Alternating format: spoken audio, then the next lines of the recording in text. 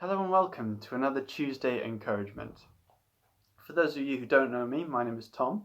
I'm a Moorlands Bible College student in my third year, and I have the pleasure of being with Christ Church Baptist Church. And I've also had the pleasure of attending the Alpha sessions and helping Chris and Andy to lead that. And in our first session, we were looking at the question of, is there more to life than meets the eye? And so this question got me thinking about life, the meaning of life, and it reminded me of an Old Testament book called Ecclesiastes.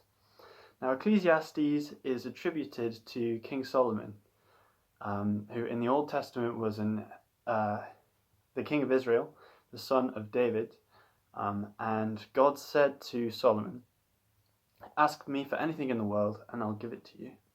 And so Solomon asked for wisdom, and God gave him great wisdom, and he was considered a very wise king.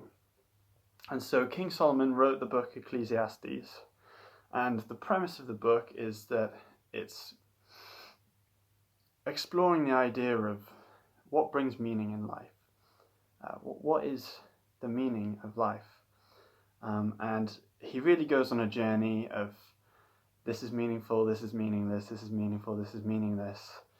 And it's very interesting to follow his train of thought throughout the book. But there's one particular section that I want to bring some attention to, and that's in chapter 3. And it says in chapter 3, "There is a time for everything, and a season for every activity under the heavens. A time to be born and a time to die. A time to plant and a time to uproot. A time to kill and a time to heal. A time to tear down and a time to build. A time to weep and a time to laugh. A time to mourn and a time to dance. A time to scatter stones and a time to gather them. A time to embrace and a time to refrain. A time to search and a time to give up. A time to keep and a time to throw away. A time to tear and a time to mend. A time to be silent and a time to speak. A time to love and a time to hate. A time for war and a time for peace." So here we see Solomon is reflecting on the seasonal nature of our lives. And I just want to draw attention to it because quite often we can feel like there's seasons within our lives. We might have dry seasons, whatever that may mean for us. We might have seasons of sadness or seasons of happiness. And I find this very encouraging to think about the way in which, if we're in a season of sadness, it may seem like there is just no end to it, there's just no end in sight. But actually, the reality is our lives, just like the weather, work in a very seasonal way. And sometimes we'll be in the winter and it's cold and it's dark and it's troublesome, but after the winter there's spring, and in spring there's new life that starts sprouting up, and then we get to the summer, the wonderful warm summer, full of joy and happiness. And so in Ecclesiastes here we have Solomon, who has done all sorts of things with his life, and he's experienced all that there is to experience in life, and he says there's a season for everything.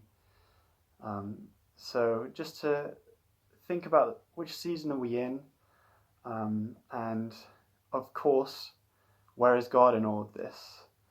So the conclusion at the end of Ecclesiastes is that after this journey of meaningfulness and meaninglessness, at the end of all that, the conclusion is in chapter 12, verse 13 and 14 says this: "Now all has been heard, here's the conclusion of the matter. Fear God and keep his commandments, for this is the duty of every human being. For God will bring every deed into judgment, including every hidden thing, whether it is good or evil."